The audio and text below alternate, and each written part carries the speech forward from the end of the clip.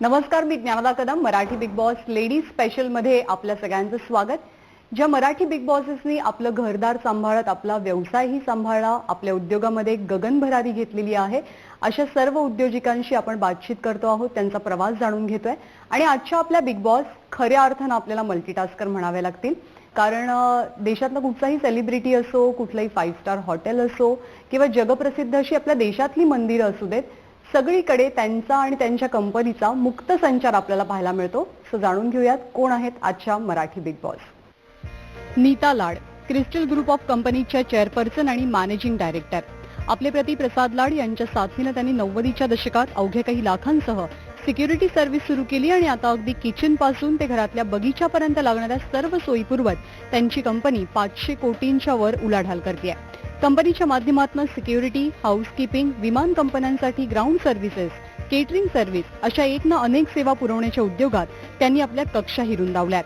बॉलिवूडचा बादशहा शाहरुख खानच्या घरच्या आणि ऑफिसच्या सुरक्षिततेची जबाबदारी नीता लाड यांच्या कंपनीवर आहे, तर दीपिका पदुकोणच्या घराची स्वच्छता पाहण्याच्या कामावर सुद्धा त्यांच्याच कंपनीचे कर्मचारी काम करतात.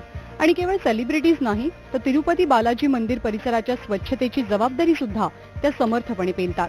केवळ 20 कर्मचाऱ्यांपासून सुरू केलेल्या व्यवसायात आता 25,000 कर्मचारी काम करतात. त्यामुळे मल्टीटास्कर बिझनेस बिग बॉस ही बिरुदावली त्यांच्यासाठी सार्थ ठरते. सुनीता मॅडम, खूप खूप स्वागत आपलं या कार्यक्रमामध्ये. क्रिस्टल ग्रुप खूप मोठा ग्रुप आहे, बऱ्याच गोष्टी तुमची कंपनी करतं. नेमक्या कोणकोणत्या गोष्टींचा समावेश तुमच्या कंपनीमध्ये होतो? आमच्याकडे सिक्युरिटी, हाऊसकीपिंग आणि त्याच्यात तुम्हाला सांगायला गेलं तर गार्डनिंग पासून प्लंबिंग, तुमचा फसाड क्लिनिंग पासून सगळं. आणि त्याच्याचबरोबर आम्ही एव्हिएशनमध्ये आहोत, गॉर्मेमध्ये आहोत. गॉर्मे म्हणजे किचन इंडस्ट्री असते, त्याच्यातून आम्ही कॉर्पोरेट्सला जेवण, नाश्ता वगैरे हे ते पुरवतो. त्यामुळे आम्ही फुल मल्टीटास्किंग आहोत. सगळ्या प्रकारचं काम आम्ही एका रूफ खाली करतो. माणसाला रोजच्या जीवनात ज्या ज्या गोष्टी माझ्यामध्ये लागतात त्या सगळं तुमची कंपनी देते. बरेचसे बिझनेसेस म्हणजे हाऊसकीपिंग आहे तुम्ही म्हणालात, त्याच्यानंतर सिक्युरिटी सर्व्हिसेस आहेत. त्या व्यवसायाची सुरुवात कशी काय झाली? पहिला व्यवसाय कोणता चालू केलात? पहिला व्यवसाय आमचा तसा बघायला गेलं तर आम्ही एक ट्रॅव्हल एजन्सी चालू केलेली. फार लवकर लग्न केल्यामुळे नवऱ्याने काहीतरी सुरुवात करायची म्हणून ट्रॅव्हल एजन्सी केलेली, पण ते एक सर्टन टाइम नंतर आम्ही बंद करून त्यांना असं वाटलं की आपण ह्या इंडस्ट्रीमध्ये आता जायला पाहिजे, कारण खूप त्या अपॉर्च्युनिटीज येत होते, मॉल्स येत होते. मग ते म्हणाले की आपण ह्याच्यातच सुरू करूया. त्यामुळे आम्ही त्या दोघांनी विचार करून ती सुरुवात केली. अगदी 2 लाखापासून आम्ही सुरुवात केली होती. 20 आमच्याकडे फक्त पहिले कस्टमरसाठी 20 सिक्युरिटी गार्ड्स होते. सर्व्हिस स्टार्ट झाली ती आज आमची 25,000पर्यंत मजल मारली आम्ही त्याच्यात. क्या बात आहे. म्हणजे पहिली सर्व्हिस तुम्ही सिक्युरिटी सर्व्हिस स्टार्ट केली. तर त्याची स्टोरी काय आहे? म्हणजे सिक्युरिटी असं का वाटलं की सिक्युरिटी बिझनेसमध्ये आपण जाऊया?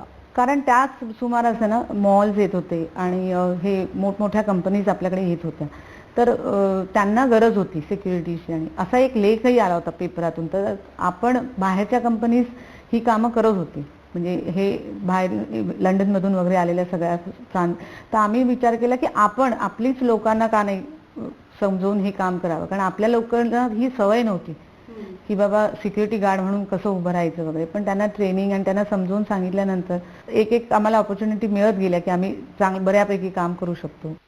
किती साली साधारणतः बिझनेस सुरू केला? आम्ही 2001 मध्ये पहिले आमचं सिक्युरिटीचं काम चालू झालं. अच्छा. खरं तर मराठी माणसाला फार असा बिझनेसमध्ये पडत नाही, तो घाबरतो.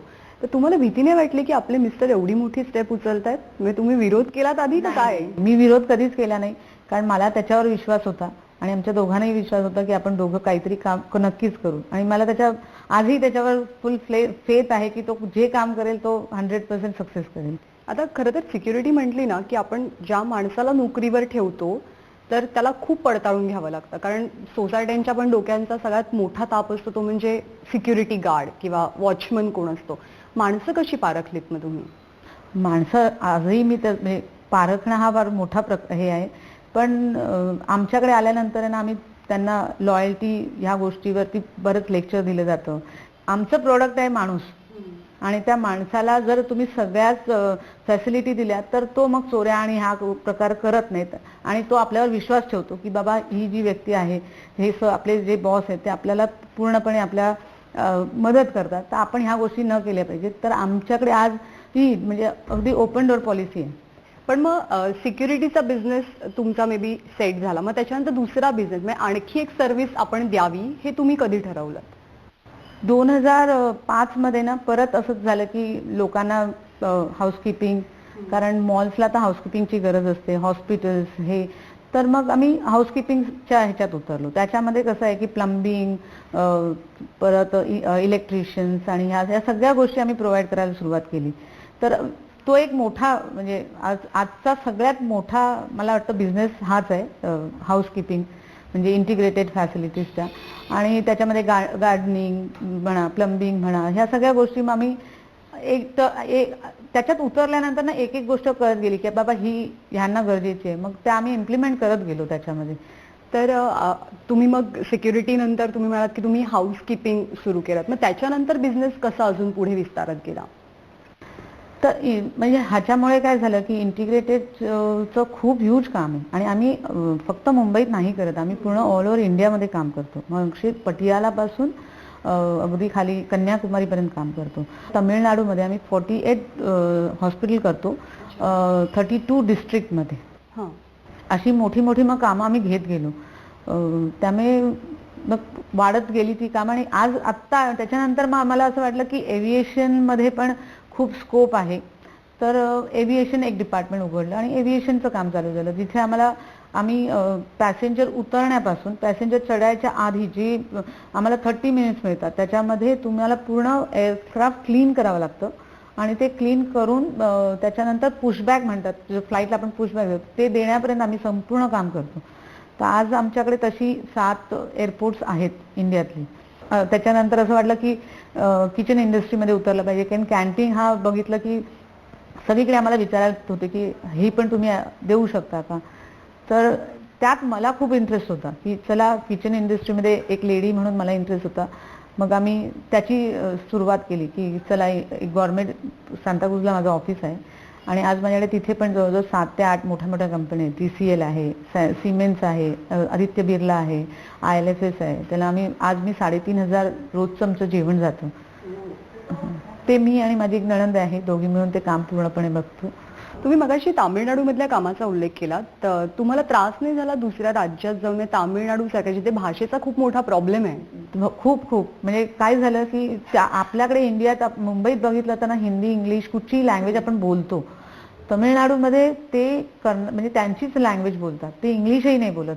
तर आमचा जो स्टाफ आहे इथे मुंबईतला जो तमिळियन आहे, त्यांना आम्ही सांगितलं की तुम्ही तिथे सेटल झाला, तुम्हाला आणि तेही रेडी झाले म्हणजे. आणि नाहीतर आम्ही सांगितलं 1-2 महिने तुम्ही ॲज अ चला.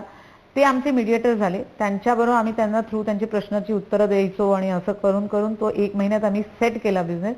आज आम्ही अगदी फ्रँकली आमचं आजचा 3रं वर्ष चालू आहे ते काम. जेव्हा एखादी कंपनी तुमच्या कंपनीकडनं सर्व्हिस घेते, तर त्यांच्या अपेक्षा नेमक्या काय असतात? आत्ता सांगायचं झालं ना तर मी खरं सांगेन की त्यांना क्वालिटी चांगली पाहिजे असते, पण पेमेंट कमी करायचं असतं. पण तरीसुद्धा आम्ही असं कधीही विचार करत नाही की जी सर्व्हिस आहे ती 100% जशी मोठ्या एखाद्या व्यक्तीला द्यायची तीच एखाद्या अगदी नॉर्मल माणसाला पण आम्ही तीच सर्व्हिस देतो. तुम्ही काही सेलिब्रिटींच्या घरी, म्हणजे मोठमोठ्या सेलिब्रिटींच्या घरी खरं तर तुमची सिक्युरिटी एजन्सी काम करते, सो काय अनुभव येतो? मला सगळं म्हणजे शाहरुख खानकडे आम्ही काम करतो, आम्ही त्याच्या रेड चिलीज ऑफिसलाही काम करतो. शाहरुख खान म्हणजे स्वतः गौरी खाननी दीपिकाला आमचं रेकमेंडेशन केलं की खूप छान आहे त्यांच्याकडनं काम, म्हणजे आम्हाला आवडतं त्यांचं काम, तर तू त्यांनाच घे. तर दीपिका पदुकोणकडे आता आम्ही काम करतो आणि ते पण फक्त गौरी खानच्या रेकमेंडेशनमुळे करतोय. म्हणजे आमचं 100% तिला काम आवडतंय. शाहरुखच्या घराबाहेर तर रोजच गर्दी असते, खूप डिफिकल्ट आहे शाहरुखच्या घराबाहेरची सुरक्षा? खूपच. त्यामुळे तिथे जो आमचा स्टाफ आहे तुम्ही जर बघाल तर सगळे 6 फीट टॉल आणि असे त्यांना दिलेले आहेत आणि त्याचे पर्सनल सिक्युरिटी गार्डमध्ये पण 2 आमचे आहेत. तर ती टास्क आहे, चॅलेंज आहे आणि ते करतात ती पूर्ण. आणि दीपिकाच्या घराच्या बाबतीत? तिच्याकडे आमचं हाऊसकीपिंग आहे, सिक्युरिटी नाही, कारण ती बिल्डिंगमध्ये राहते.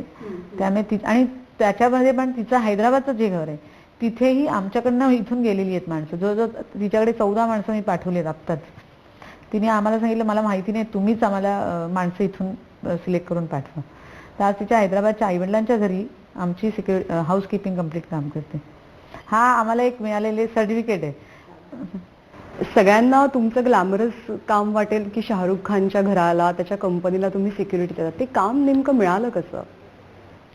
हा माझा मार्केटिंग डिपार्टमेंटचं काम आहे आणि त्यांनी ते जाऊन शाहरुख खानची पर्सनली लेवलला शाहरुख खानची नाही, त्यावेळेस माझ्या मते गौरी खानशीच 1 to 1 बोलून, आणि माझ्या मते त्यांच्या 1-2 इव्हेंटला आम्ही काम केलं होतं. ॲज अ बॉक्सर आम्ही पाठवले होते. तर त्याच्यावरनं त्यांना क्वालिटी वाईज आमचं आवडलं होतं. तर तिने पर्सनली बोलवलं होतं की येऊन पहिल्यांदा भेटा, आणि मग आमचे मॅनेजर वगैरे जाऊन त्यांच्याशी बोलून ते काम आम्हाला त्या पद्धतीत मिळालं. कारण इव्हेंट्स, बऱ्याच इव्हेंट्सला पण आम्ही देतो. जसं हे 2020 झालेली वगैरे, त्यावेळेस आम्ही काम केलं होतं खूप. 2020 कोणती? जी आपली फर्स्ट 2020 झाली वानखेडेला, अच्छा. त्या सगळ्यात अशा इव्हेंट्सला पण सिक्युरिटीज दिली होती. त्यावेळेस त्यांनी काम पाहिलं होतं.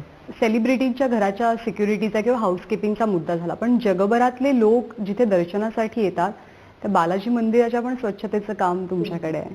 आम्ही बेसिकली मंदिराच्या इथे काम नाही करत आहे, कारण ती त्यांची स्वतःचे पर्सनल आहे. आम्ही मंदिराच्या खाली त्यांची त्यांची ते राहण्याची जी, कारण ते फक्त देतच नाही मंदिराच्या आतली सिक्युरिटी हाऊसकीपिंग, ते खाली जी त्यांची गव्हर्नमेंटची जी आहेत ना त्यांची राहण्याची, ती सगळी आम्ही साफ करतो. वेगवेगळे हॉटेल्स, म्हणजे मोठमोठी हॉटेल्स पण तुमची क्लायंट्स आहेत, तर मुंबईतल्या या हॉटेल्सला किंवा देशातल्या हॉटेल्सला तुम्ही नेमकी काय सर्व्हिस देता?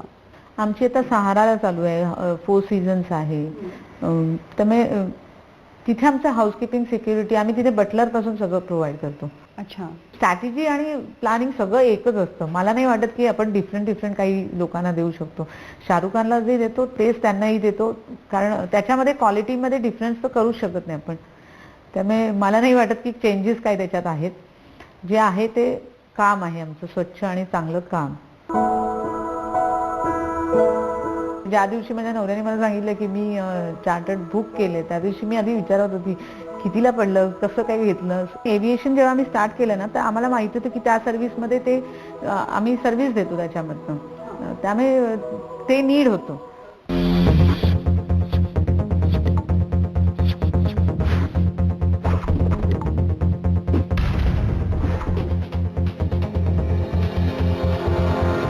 मुड़मुड़ ना देख मुड़मुड़ के ना देख मुड़मुड़ के, दुनिया के साथ जो बदलता जाए, दुनिया उसी की है जो चलता जाए. डॉलर मिसी लेगिंग्स, कॅरी ऑन मिसी. मुड़मुड़ के ना देख. बायर ॲडमायर आणि बायर एजंट SC ची जबरदस्त जोडी. तेव्हा वापरा बायरची असली जोडी नंबर 1, कारण ही दोस्ती जीवाभावाची पिकासाठी आहे लाख मोलाची. Plaster CPVC pipes end fittings, न जंग लगे न गले. प्लास्टो पाइप्स गर्म पानी में भी सालों साल चले. प्लास्टो है तो गारंटी है. तोडू तोडू भाई and bro, mum and dad का हॉरर शो. 2 लाख क्लिक्स तक टेस्टेड, डुअल शटर सेफ्टी के साथ, ब्रेक प्रूफ और water resistant Philips modular switches, built to last. Innovation and you, Philips. When high-strength steel meets cutting-edge technology, perfection is created.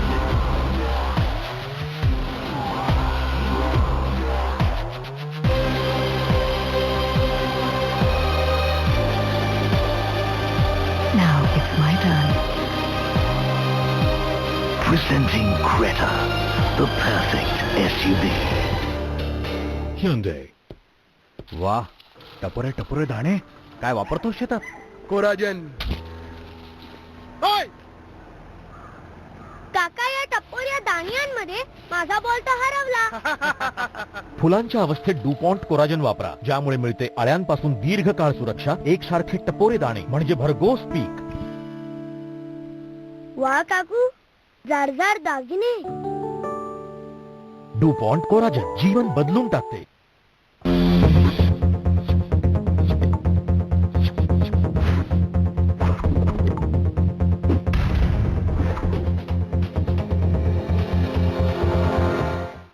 Service इंडस्ट्रीमध्ये तुम्ही आहात, म्हणजे थेट लोकांशी तुमचा कनेक्ट येतो. त्याचबरोबर इतकी जास्त माणसं म्हणजे भरपूर प्रमाणात माणसं तुमच्या कंपनीत काम करतात, तर ही मॅनपॉवर मॅनेजमेंटची तुम्ही कसं काय शोधलात? हा खरोखर एक टास्क आहे, म्हणजे खरोखर मोठा टास्क आहे. 25,000 लोकांनी आता आम्ही हँडल करतो. आम्ही त्यांना रिवॉर्ड सिस्टीम देतो. चांगलं काम झालं तर त्यांना सर्टिफिकेट मिळतं, कारण क्लायंट देतो. ते क्लायंट सांगतो हा माणूस पर्टिक्युलर मला खूप आवडतो, तो काम चांगलं करतो. हे जेव्हा क्लायंटकडनं रेकमेंडेशन येतं तर त्यांना एक रिवॉर्ड मिळतं फायनान्शियली, म्हणजे आम्ही एक पाकिट पैशाचं आणि एक सर्टिफिकेट अशा पद्धतीने त्यांना रिवॉर्ड देतो. तर आज एकाने मिळालं की दुसरा लगेच म्हणतो की मला पण मिळायला पाहिजे. तर ते दर महिन्याला आमचा मंथ ऑफ द एम्प्लॉई असतो.